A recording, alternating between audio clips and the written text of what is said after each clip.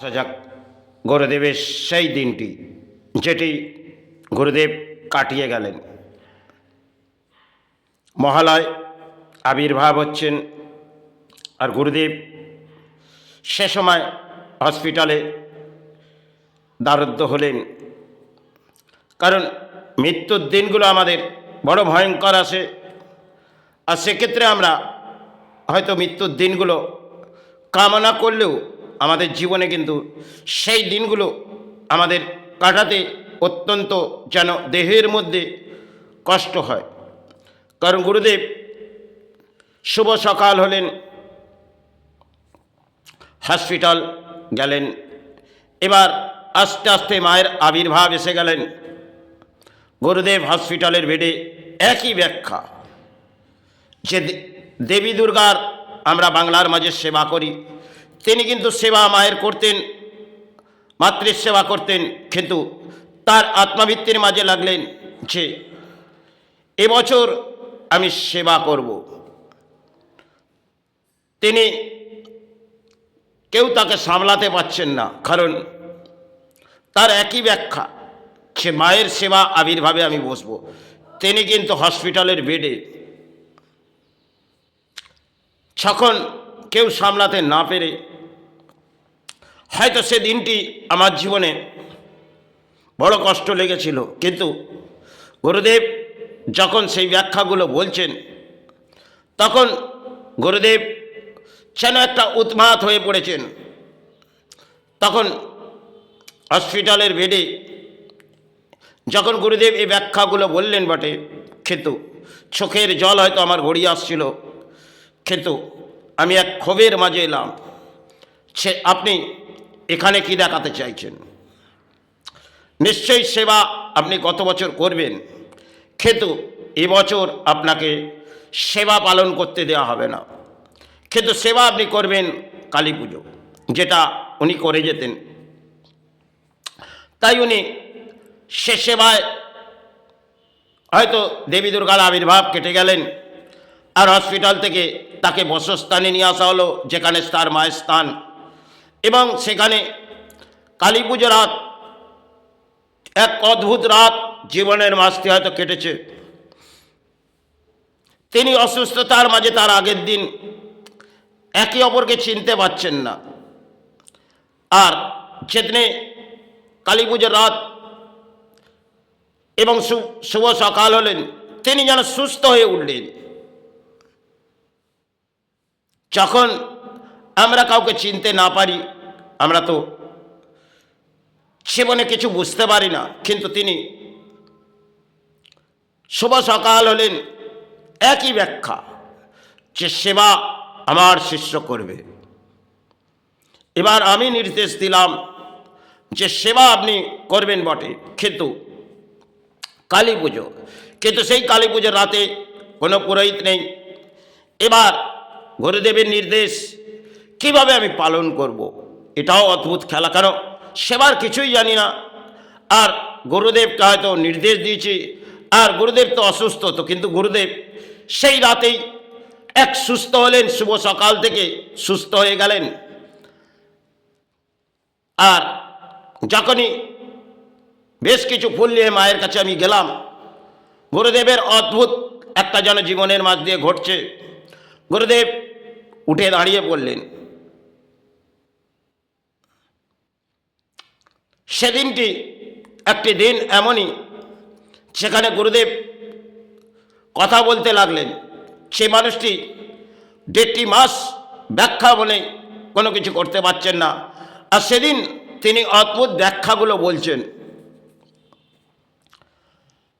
তখন আমি অসাধারণ তার ব্যাখ্যাগুলো হয়তো শুনলাম, এবং রাতে আমি হয়তো মাকে যেটুকুন ফুল পুষ্প দিয়ে চড়িয়ে দিলাম এক পুরোহিতকে ডেকে, আর হয়তো রাত গড়িয়ে গেলেও আমি বসস্থানে ফিরে এলাম।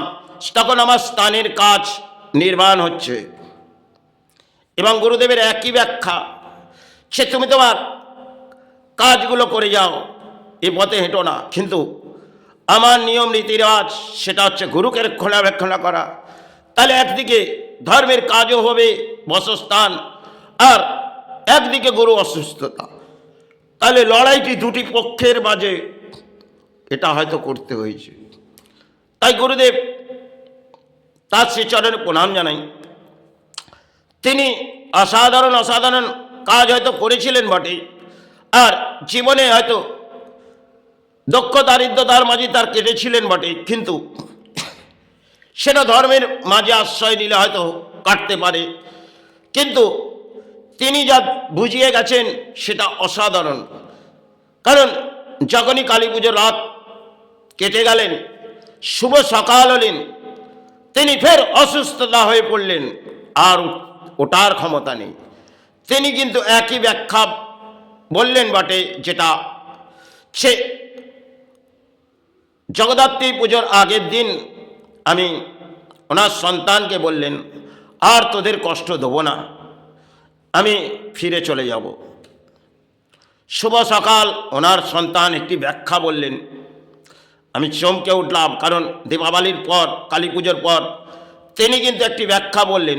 আমি কিন্তু দিন গুনতে রাখছি, সে কবে ওই দিনটি আসবে, আর করণীয় কাজ হয়তো গুরুর আমাকে করে যেতে হবে। কারণ গুরুর যে সন্তান তাকে উনি মানেন না, আর গুরুর সন্তান পিতার ওপরে কোনো ধ্যানই নেই, খালি অর্থের পেছনে।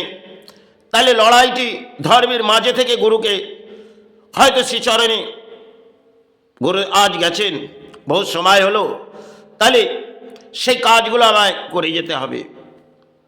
সেক্ষেত্রে যখনই জগদ্ধাত্রী পুজোর আগের দিন গুরুদেব বড় অসুস্থতার মাঝে, এবং শুভ সকাল হয়তো ভোর হলেন, আমি এই বসস্থান যেটা এই স্থান, ভোর 5টা আমি বসে আছি, যেন এক নির্দেশ আসছে, গুরু চলে যাচ্ছেন। সকাল 6টা বাজলেন, ওনার সন্তান ফোন করলেন, সে এখনই এসো, পিতা আর মনে হয় নেই। খেতে 5টার আগে আমি কিন্তু বসে আছি, আর 6টার পর হয়তো ওনার প্রাণটি কিছুটা সময় ছিলেন, তারপরেই উনি দেহত্যাগ করলেন, স্বর্গলাভ হলেন। তার আগে বেশ কিছু সময় যেগুলো যারা ওনার ভক্ত এবং শিষ্য, তাদেরকে একই নিয়ম আমি নীতি রিবাজের মধ্যে ফেলছি, যে আজ তোমরা কর্মে যেও না, আজ গুরু যাবেন।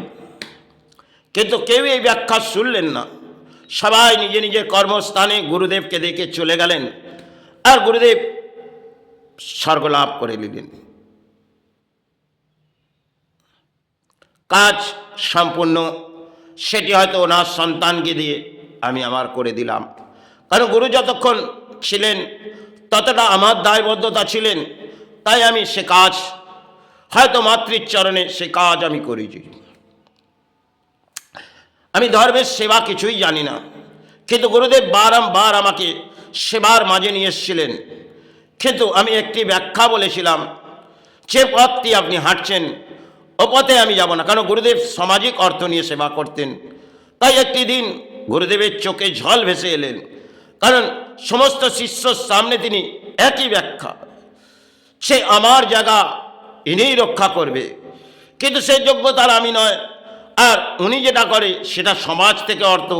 তাই গুরুদেবকে যে ব্যাখ্যাটি আমি বলেছিলাম সেটা গুরু আমায় ক্ষমা করুক, কিন্তু সেই ব্যাখ্যাটি বলার পর গুরুর চোখে জল ভেসে এলেন, যে আজ আমার শিষ্য একই ব্যাখ্যা বললেন। পরক্ষণে গুরু